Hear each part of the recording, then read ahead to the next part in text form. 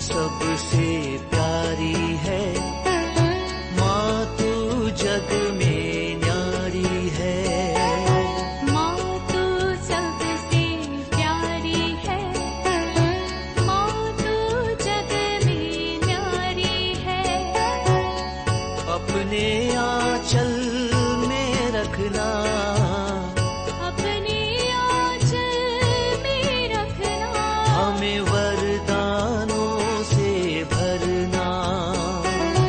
माँ तू सबसे प्यारी है, माँ तू जग में न्यारी है। माँ तू सबसे प्यारी है, माँ तू जग में न्यारी है। पिता, पुत्र और पवित्र आत्मा के नाम पर आमीन। आप सबों को जय यीशु। हम लोग पवित्र यूक्रिस्ट के विषय में मनन चिंतन करते हुए सीखते हुए आ रहे थे, लेकिन 15 अगस्त हम भारतीयों के लिए दो प्रकार से बड़े खुशी आनंद का दिन है। सबसे पहले 15 अगस्त हमारा भारत देश गुलामी से आजाद होने का दिन, सेलिब्रेट करने वाला दिन। और उसी प्रकार हम क्रिस्तियों के लिए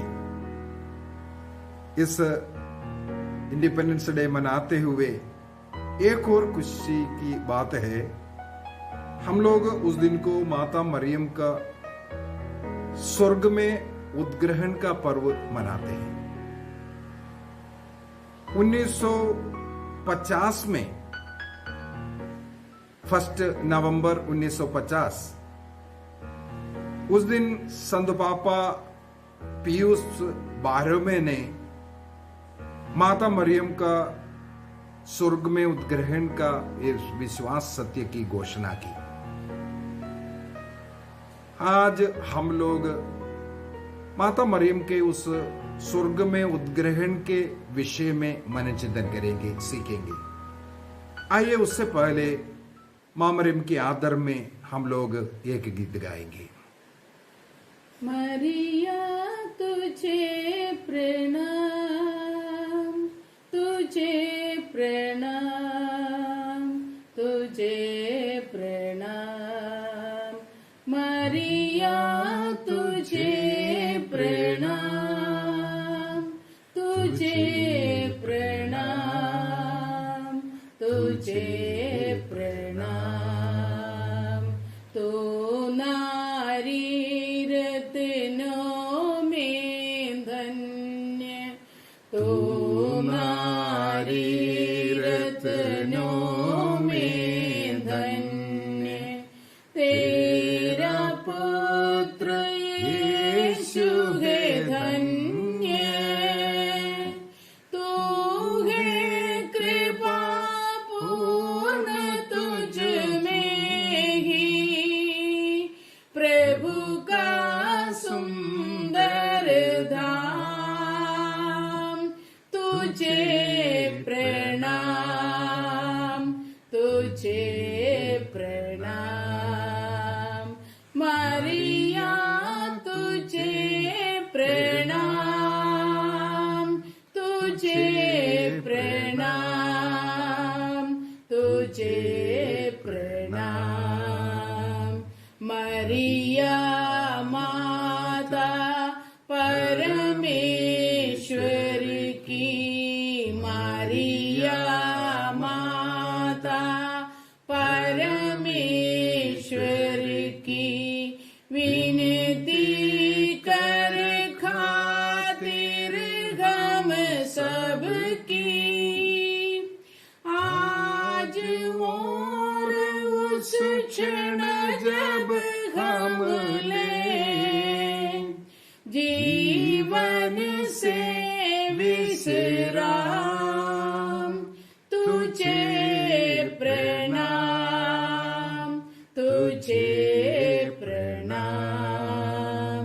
मरिया तुझे प्रणाम, तुझे प्रणाम, तुझे प्रणाम। हे प्यारे प्रभु यीशु, हम सारे हृदय से, सारे मन से, सारे बुद्धि और शक्ति से आपको प्यार करते हैं। हम आप में विश्वास करते हैं प्रभु।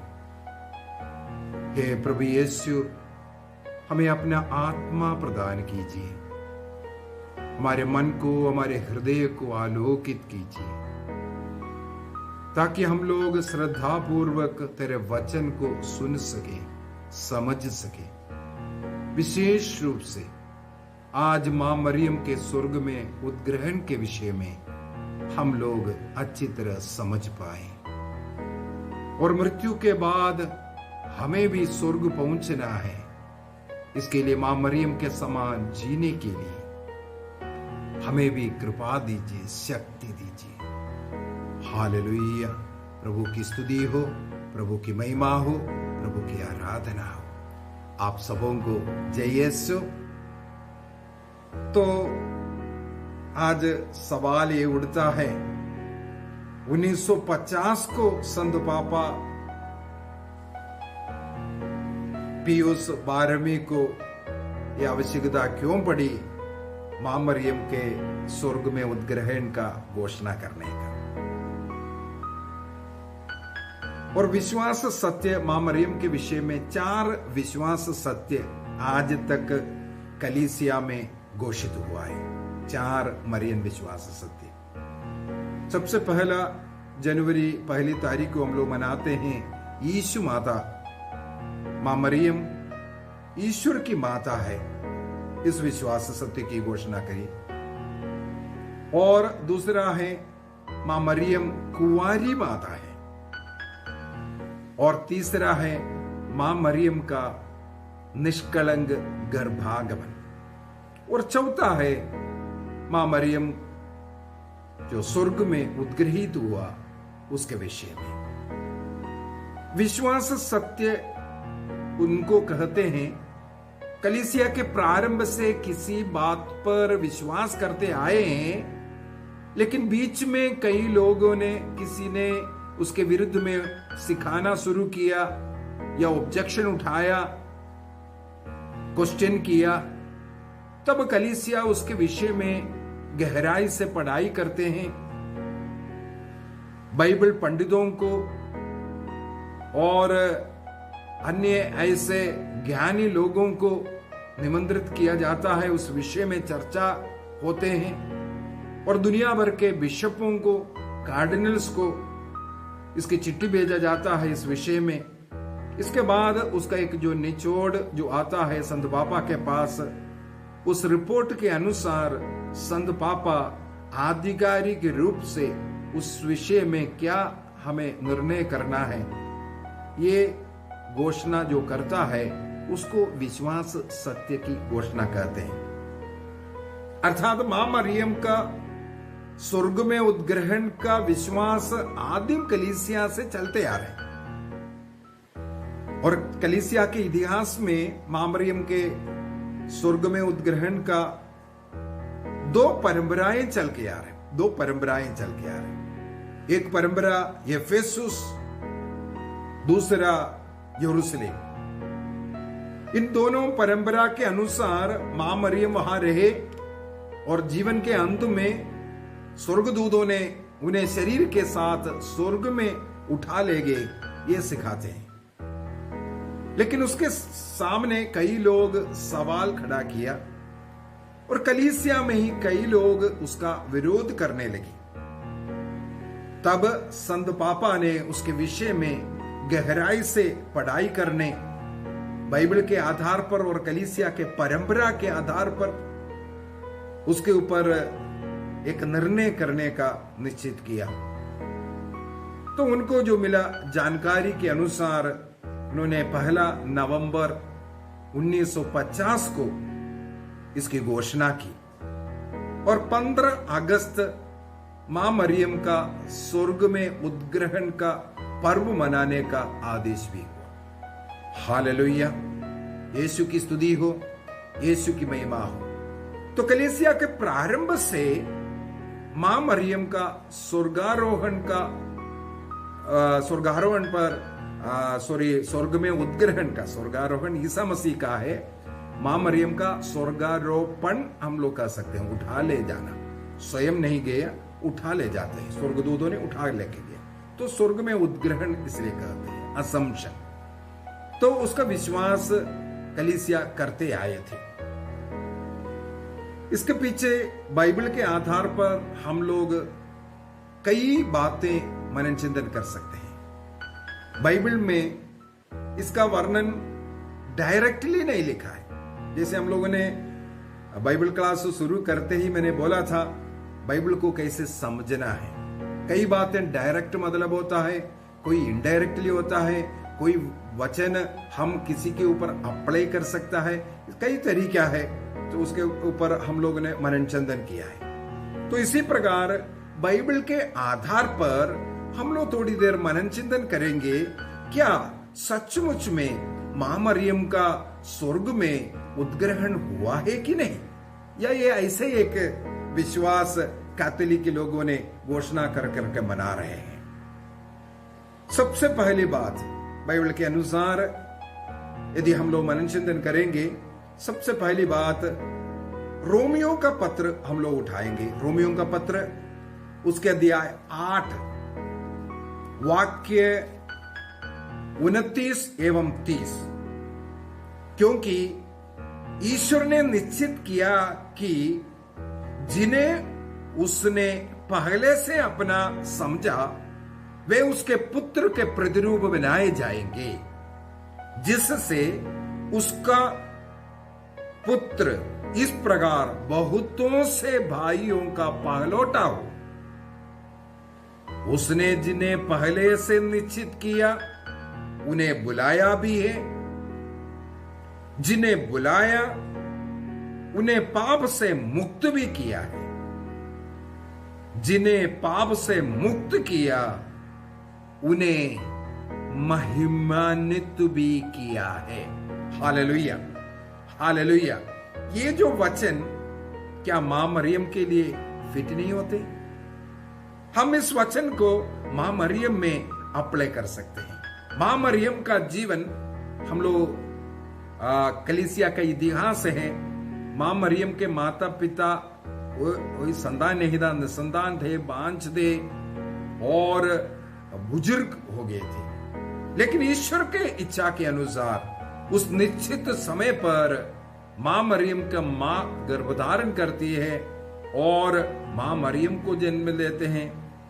और कलीसिया का ये विश्वास है मां मरियम को ईसा मसीह के लिए ईश्वर ने चुना और उनका जन्म ईसा मसीह के योग्यता के अनुसार उनकी सृष्टि की। हालेलुया। मैं ये नहीं बोल रहे माता मरियम का कोई अच्छाई है, कोई गुण है, बल्कि ईसा मसीह का मां बनना है, इसलिए मसीह के योग्य मां के रूप में उन्हें चुनना है।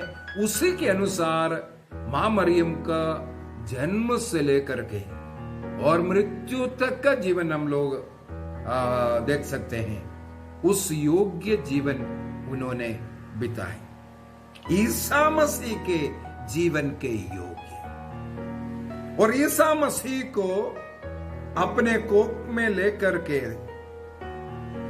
नासरत के घर में वो गर्भवती होते हैं। स्वर्गदूत गब्रिएल द्वारा जो संदेश सुनाया गया, वहां से लेकर के कलवारी मृत्यु तक, मृत्यु के समय पर भी वो मां अपने बेटे से जुड़ करके उस क्रूस के नीचे उपस्थित थी। इसका मतलब है मां मरियम यीशु के साथ साथ चलने वाली थी, यीशु के योग्य जीवन बिताने वाली थी। तो इस प्रकार यीशु के योग्य जीवन बिताने के लिए ईश्वर ने मां मरियम को बुलाया, चुना है और उसी प्रकार उसे महिमान्वित भी किए। शब्द को याद रखना, मां मरियम को महिमा दी गई और पुत्र के प्रतिरूप बनाया गया, ताकि पुत्र के साथ चल करके पुत्र जो मुक्तिदाता ईश्वर है एक सह मुक्तिदायिका बन करके उनके कार्य के साथ, उनके कार्य में हाथ बांधते हुए उनके साथ चल करके उस कार्य को आगे बढ़ाने का कार्य मां मरियम ने की। हालेलुया, यीशु की स्तुति हो, यीशु की महिमा हो। इसका मतलब है ईसा मसीह के योग्य एक पवित्र जीवन मां मरियम ने जी, निष्कलंक जीवन जी, प्रार्थना, भक्ति का, विश्वास का जीवन मां मरियम ने जी। दूसरी बात, स्तोत्र ग्रंथ अध्याय 16 वाक्य 10 में लिखा है, तू अपने भक्त को कब्र में गिरने नहीं देगा। तू अपने भक्त को कब्र में गिरने नहीं देगा करके वो शब्द मां मरियम में भी हमें अप्लाई कर सकता है, क्योंकि प्रभु के लिए अपना पूरा जीवन, लूकस का सुसमाचार 1:38 के द्वारा, देख मैं प्रभु की दासी हूं, तेरा कथन मुझ में पूरा हो, ये गब्रियल स्वर्गदूत से कहते हुए यीशु के लिए अपना पूरा जीवन समर्पित करने वाली मां।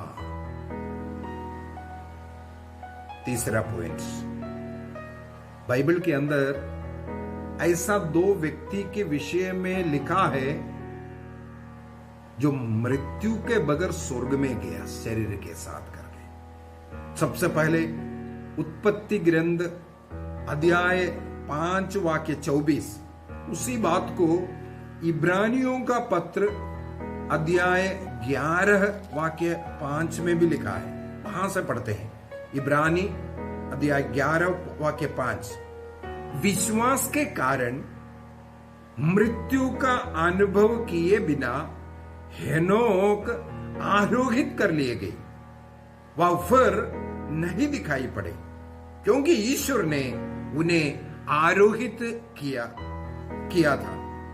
धर्म ग्रंथ इसके विषय में कहता है कि आरोहित किए जाने के पहले हेनोक ईश्वर के कृपा पात्र बन गए थे। हेनोक ईश्वर के कृपा पात्र बनने के कारण, ईश्वर के मार्ग पर चलने के कारण मृत्यु का अनुभव किए बिना हेनोक को ईश्वर ने स्वर्ग में उठा ले गए, उनके शरीर के साथ स्वर्ग में उठा ले गए। अब लूकस के सुसमाचार अध्याय 1 वाक्य 27-28, वहां पर क्या लिखा है, स्वर्गदूत गब्रिएल ईश्वर की ओर से आकर के मरियम से यही तो कहता है, प्रणाम प्रभु की कृपा पात्री। यदि हेनोक ईश्वर के कृपा पात्र बन करके स्वर्ग में जा सकता है, क्या मां मरियम जो यीशु की मां, ईश्वर की मां है, वो नहीं जा सकती? Hallelujah, hallelujah. अभी अगला है, हम लोग दूसरा राजा उनका ग्रंथ अध्याय 2 वाक्य 11 के अंदर नबी एलिया के विषय में लिखा हुआ है। एलिया ईश्वर के लिए इतना तीव्र इच्छा से जीने वाला, ईश्वर का कार्य के लिए उत्साही व्यक्ति था। उस उत्साह के कारण वह अनेकों मूर्ति पूजक और आशेरा देवी, अन्य ऐसे देवी देवताओं के पूजा करने वालों से लड़ करके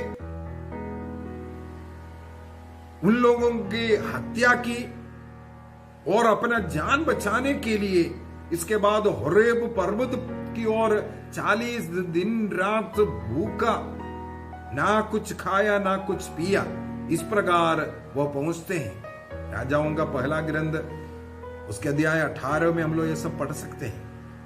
वहां गुफा में पहुंच करके एलिया बैठा हुआ था। एलिया से ईश्वर ने पूछा, तू यहां क्यों? बोला, ईश्वर के प्रति मेरे हृदय में जो उत्साह है इसके कारण। वाक्य 10 और वाक्य 14 बार बार ये शब्द लिखा हुआ मिलेगा। Hallelujah, hallelujah. राजाओं का ग्रंथ, राजाओं का पहला ग्रंथ अध्याय 18 वाक्य 10। वहां पर प्रभु पूछते हैं, तुम यहां अध्याय 19 का 10 होना चाहिए, अध्याय 19 वाक्य 10। वहां पर ईश्वर पूछते हैं, एलिया तुम यहां क्या कर रहे हो? उसने उत्तर दिया, विश्वमंडल के प्रभु ईश्वर के लिए अपने उत्साह के कारण मैं यहां हूं। वाक्य 14 में भी यही उत्तर दिया। ईश्वर के लिए एक उत्साह उसके मन में था। अभी मां मरियम अपने पूरे जीवन विवाह के पहले गर्भवती होने के लिए उस समय के नियमानुसार पत्थर से मार डाल सकता है, पर भी ईश्वर के लिए उनके प्रति एक उत्साह के कारण वो अपना पूरा जीवन समर्पित करती है।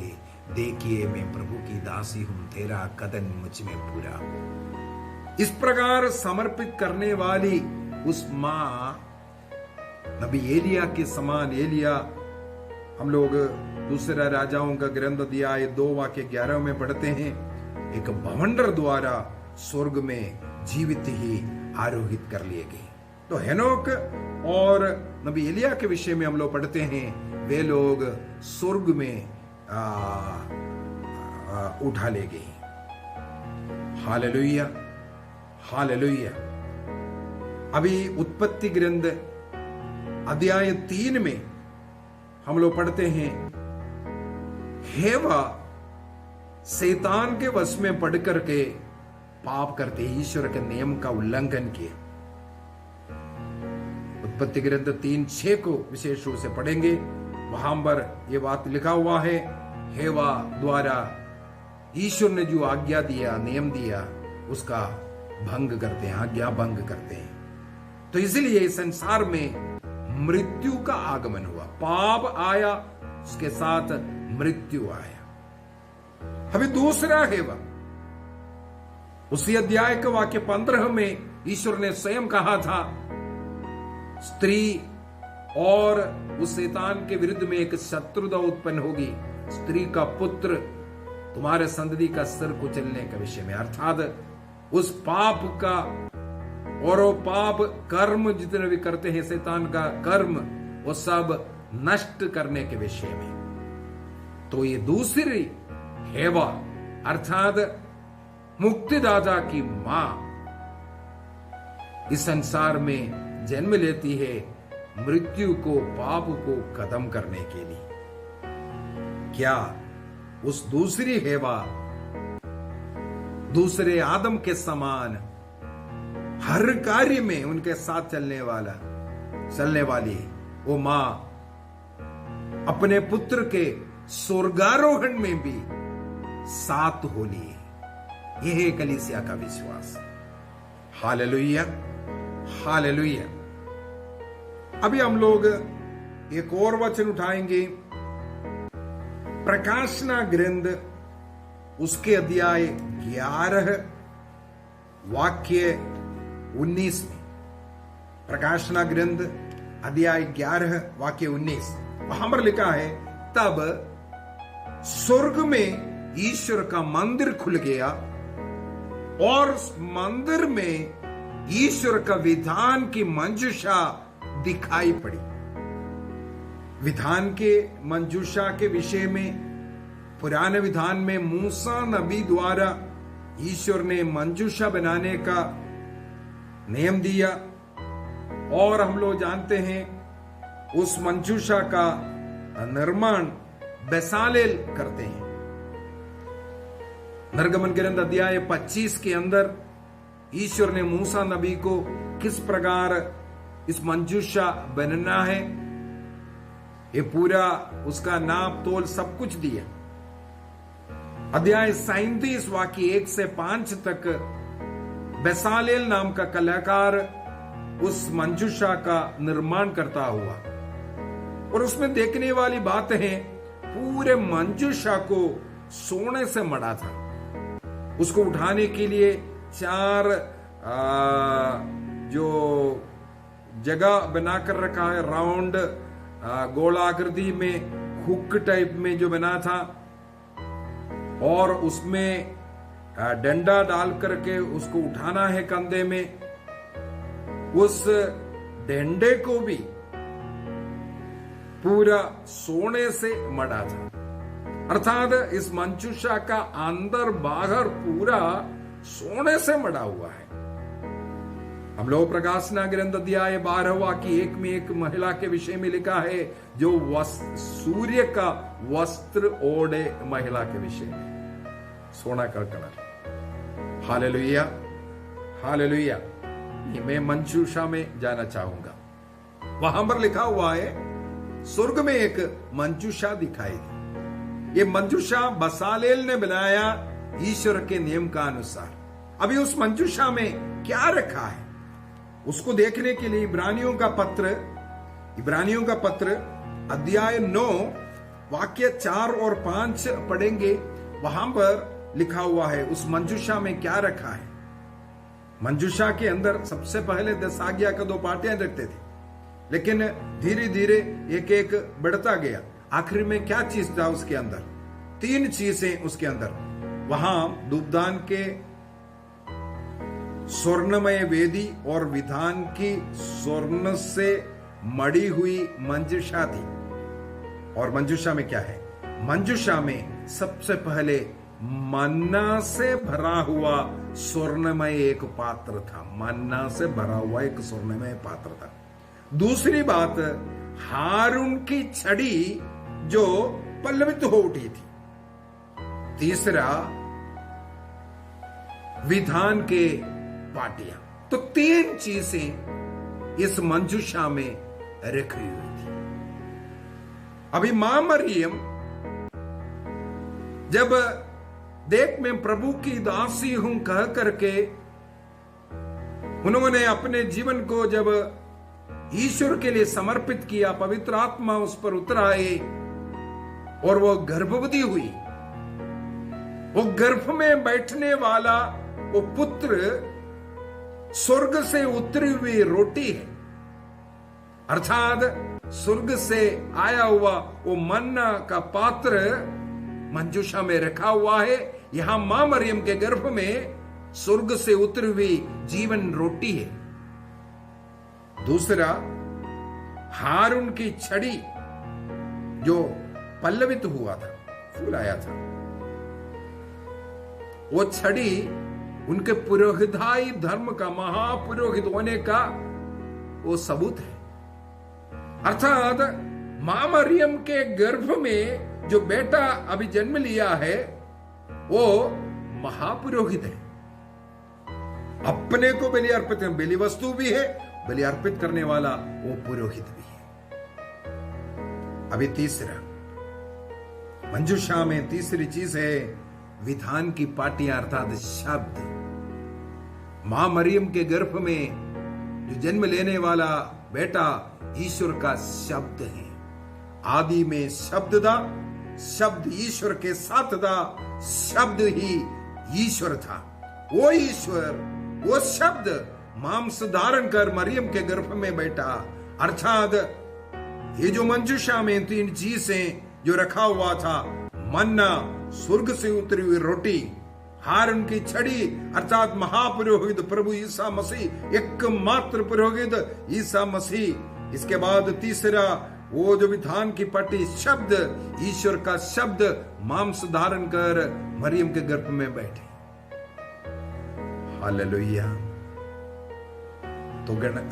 तो प्रकाशना ग्रंथ 11:19 में हम लोगों ने देखा नया विधान की एक मंजूषा स्वर्ग में, उस मंदिर में देखा। वो कौन सा मंजूषा है? अभी ये पुराना विधान का मंजूषा का क्या हुआ उसको भी थोड़ा देखना अच्छी बात है। मक्काबियों का दूसरा ग्रंथ अध्याय 2, मक्काबियों का दूसरा ग्रंथ अध्याय 2, वहां पर वाक्य 1 से आगे यदि हम लोग पढ़ेंगे, अध्याय 2 का वाक्य 12 तक यदि हम लोग पढ़ेंगे, वहां पर नबी यिर्मयाह को ईश्वर की प्रेरणा मिला।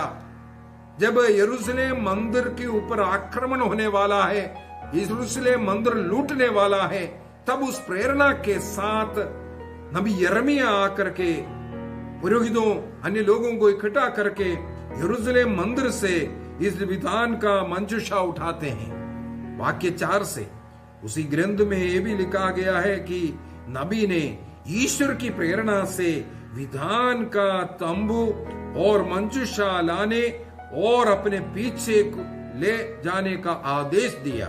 तब वह उस पर्वत गया जिस पर चढ़कर मूसा ने ईश्वर के विरासत का दर्शन किए। मूसा को कनान देश में प्रवेश करने के लिए नहीं दिया। जिस पर्वत पर चढ़ करके कनान देश को एक बार देख लो करके बताया, जिस पर्वत पर चढ़ा, जिस पर्वत पर उनका मृत्यु हुआ और जिस पर्वत पर, जिस गुफा में उनको दफनाया गया, उस पर्वत पर ही अभी नबी यिर्मयाह इस विधान की मंजूषा लेकर के गए। वाक्य 5, वहां यिर्मयाह को एक बड़ी गुफा मिली। उसने उसमें तंबू, मंजूषा और धूप वेदी रखवाई और इसके बाद उसका द्वार बंद किया। बाद में उसके साथियों के कई व्यक्ति वहां गए, उसको ढूंढने के लिए गए, जिससे वे उस मार्ग पर चिन्ह लगा दे। कहां इसको छिपाया है उसका कुछ चिन्ह लगाए, कहां रखा है उसका कुछ चिन्ह लगाना है, अंकित करना है। लेकिन वे उस स्थान का पता नहीं लगा सके। कहां रखा था, कहां है वो गुफा, ये मंजूषा कहां रख दिया, अभी बाद में कहां जाकर के ढूंढे, उनको नहीं पता चला। जब यिर्मयाह ने ये बात सुनी तो उसने इस प्रकार डांटा, यह स्थान तब तक गुप्त रहेगा जब तक ईश्वर अपनी प्रजा को एकत्र ना करे और उन पर तरस ना खाए।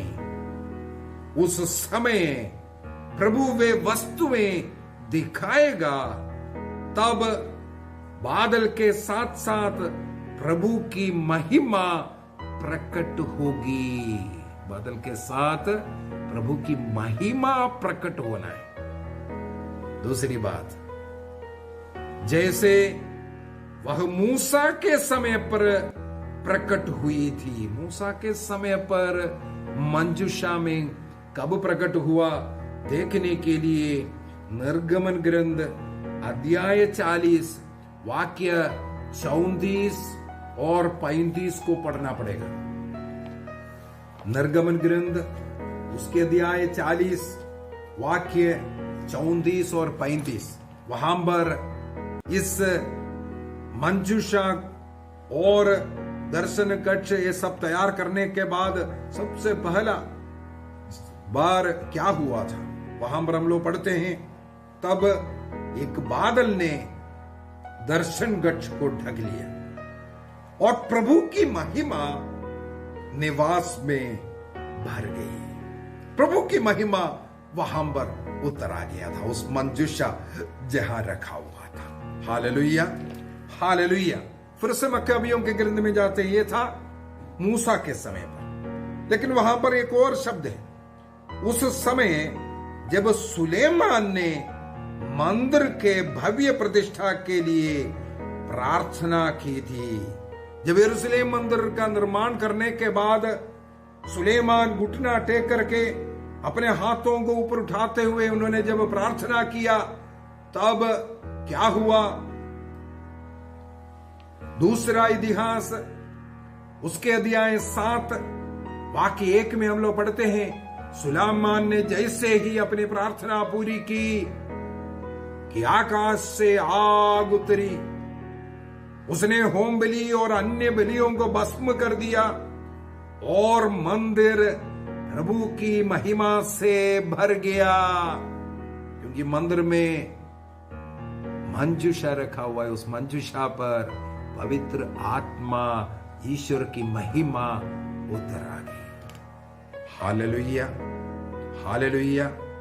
जब मंजूषा की प्रतिष्ठा मूसा ने किया, वहां पर भी ईश्वर की महिमा उतर करके आ गई। जब उस मंजूषा को यरूशलेम में मंदिर बना करके वहां पर जो प्रतिष्ठा किया, वहां पर भी उस पवित्र आत्मा का, ईश्वर की महिमा उत्तर करके आ गई। अभी जब गब्रियल स्वर्गदूत मां मरियम को यह संदेश दिया, मां मरियम एक सवाल करती है। लूकस के सुसमाचार उसके अध्याय 1 वाक्य 34 वहां पर लिखा है, पर मरियम ने स्वर्गदूत से कहा, ये कैसे हो सकता है, मेरा तो पुरुष से संसर्ग नहीं। तब स्वर्गदूत ने उत्तर दिया। क्या उत्तर दिया? पवित्र आत्मा आप पर उतरेगा और सर्वोच्च प्रभु की शक्ति की छाया आप पर पड़ेगी। जो शक्ति, जो महिमा मूसा ने जब मंजूषा का रखा उस समय पर उसी के ऊपर जो उतर करके आया, और सुलेमान ने जब मंदिर बनाने के बाद मंजूषा की स्थापना की उस समय पर उतर के आया, वही पवित्र आत्मा का महिमा मरियम पर उतर के आएगा, ये लिखा है। इसलिए जो आप में उत्पन्न होंगे वे पवित्र होंगे और ईश्वर के पुत्र कहलाएंगे। Hallelujah, hallelujah. तो माता मरियम ने जब अपने को समर्पित किया, देखिए मैं प्रभु की दासी, तेरा कदन मुझ में पूरा हो, पवित्र आत्मा उस पर उतराई, वो महिमा उतराई जो महिमा मंजूषा में उतराई। अर्थात मां मरियम इस नया विधान की मंजूषा बन गई। उस मंजूषा स्वर्ग में ईश्वर के मंदिर में दिखाई दी। अर्थात मां मरियम का स्वर्गारोपण के विषय में, स्वर्ग में उद्ग्रहित होने के विषय में हम लोग इस प्रकार भी विश्वास कर सकते हैं। हालेलुया, यीशु की स्तुति हो। थोड़ा सा और मनन चिंतन करना अच्छा है। सचमुच में मां मरियम के गर्भ में यीशु आने के बाद उस मंजूषा अर्थात स्वर्ग से उतरी हुई रोटी, वचन, ईश्वर का वाणी, जो शब्द देह बन करके मरियम के गर्भ में, और वो महापुरोहित है, ये कैसे हम लोगों को और साबित कर सकता है? उसके लिए हम लोगों को लूकस के सुसमाचार अध्याय 1 वाक्य 29 से लेकर के पढ़ना पड़ेगा। साथ ही साथ सामुएल का दूसरा ग्रंथ अध्याय 6, सामुएल का पहला ग्रंथ अध्याय 6 में भी मंजूषा के विषय में लिखा है, और साथ ही साथ दूसरा ग्रंथ का अध्याय 6 में भी मंजूषा के विषय में। आप लोग एक उदाहरण लेते हैं, अध्याय सामुएल का दूसरा ग्रंथ अध्याय 6 वाला। वहां पर जब मंजूषा, विधान की मंजूषा लेने के लिए दाऊद अपने साथियों के साथ यूदा प्रदेश के लिए जाते हैं। कहां जाते हैं? वाक्य 2, सामुएल का दूसरा ग्रंथ अध्याय 6 वाक्य 1 और 2। दाऊद ने इस्राएल के 30,000 चुने हुए पुरुषों को एकत्र किया। इसके बाद वह अपने लोगों के साथ यूदा प्रदेश के बाला गया। हालेलुया, ताकि वहां जाकर के वहां से ईश्वर की मंजूषा लेके आए, यूदा प्रदेश में मंजूषा लेके आने के लिए। अभी मां मरियम के विषय में लूकस का सुसमाचार अध्याय 1 वाक्य 39 में लिखा है, उन दिनों मरियम पहाड़ी देश में यूदा के एक नगर के लिए शीघ्रता से चल पड़ी। वहां दाऊद मंजूषा लेने के लिए गए। मरियम अपने मंजूषा यूदा देश के लिए चला गई। अभी इसके बाद हम लोग पढ़ते हैं वाक्य 41। जो ही एलिजाबेथ ने मरियम का अभिवादन सुना तो बच्चा उनके गर्भ में उछल पड़ा। अर्थात मसीह, वो स्वर्ग से उतरी हुई रोटी, वो जो वचन जो मांस बन करके मरियम के गर्भ में है, और वो महापुरोहित उनको देख करके वो बच्चा उछल पड़ता है, आनंद के मारे उछल पड़ता है। सामुएल का दूसरा ग्रंथ अध्याय 6 का वाक्य 5 को अगर हम पढ़ेंगे, वहां पर क्या लिखा है? दाऊद और सभी इस्राएली प्रभु के सामने नृत्य करते हुए, गाते और सारंगी, दफल, डमरू, झांझ आदि बजाते हुए चल रहे थे। Hallelujah, hallelujah. यहाँ दाऊद और साथी मंजूषा के सामने नाच रहे हैं, गाना बजा रहा है, बाजा बजा रहा है। उसी प्रकार जब मां मरियम एलिजाबेथ के घर में प्रवेश किया, एलिजाबेथ आनंद के मारे और उनके गर्भस्थ बच्चा भी पवित्र आत्मा से भर करके उछलने नाचने लगे। अभी तीसरा, लूकास का सुसमाचार अध्याय 1 वाक्य 43 में एलिजाबेथ कहती है मां मरियम को और उनके गर्भस्थ यीशु का अनुभव करते हुए पवित्र आत्मा से भर करके कहती है, मुझे ये सौभाग्य कैसे प्राप्त हुआ कि मेरे ईश्वर के, मेरे प्रभु की मां मेरे पास आई। मुझे ये सौभाग्य कैसे प्राप्त हुआ? अभी यहां पर दूसरा सामुएल अध्याय 6 वाक्य 9 में दाऊद क्या कहते हैं? दाऊद कहते हैं कि प्रभु की मंजूषा मेरे पास कैसे आ सकती है? प्रभु की मंजूषा मेरे पास कैसे आ सकती है? मैं इसका योग्य कैसे है? वो नहीं लेकर के जाते। एक तो घबराया था, एक व्यक्ति मर गया, मंजूषा में हाथ लगाते ही मर गया। वो सब देख करके डर गया। वो बोलते हैं कैसे हो सकता है? इसलिए उन्होंने उस मंजूषा को 3 महीनों तक गत के ओबेद-एदोम के यहां रखा। 3 महीनों तक ओबेद-एदोम के घर में रहने के कारण, उस मंजूषा उस घर में रहने के कारण प्रभु ने ओबेद-एदोम और उसके सारे परिवार को आशीर्वाद दिया। वाक्य 11 में लिखा है, सामुएल का दूसरा ग्रंथ 6:11। यहां पर हम लोग लूकास के सुसमाचार अध्याय 1 वाक्य 56 में लिखा हुआ है, माता मरियम लगभग 3 महीने एलिजाबेथ के साथ रहकर मरियम अपने घर लौट आई। लौटाने के पहले मां मरियम एलिजाबेथ के घर में 3 महीने रही, उनकी सेवा शुश्रूषा की। यीशु का अनुभव 3 महीनों तक उन्हें मिला, उन्हें आनंद और शांति मिली। हालेलुया। इस प्रकार हम लोग ये विश्वास करते हैं, प्रकाशना ग्रंथ अध्याय 11 वाक्य 19 में लिखा हुआ वो मंजूषा मां मरियम है। मां मरियम को योहन ने स्वर्ग में देखा, स्वर्ग के मंदिर खुल गया, मंदिर में मंजूषा मां मरियम। इसलिए कलीसिया ये घोषणा की मां मरियम का स्वर्ग में उद्ग्रहण का, उसका पर्व हम लोग ये 15 तारीख को, अगस्त 15 तारीख को मनाने जा रहे हैं।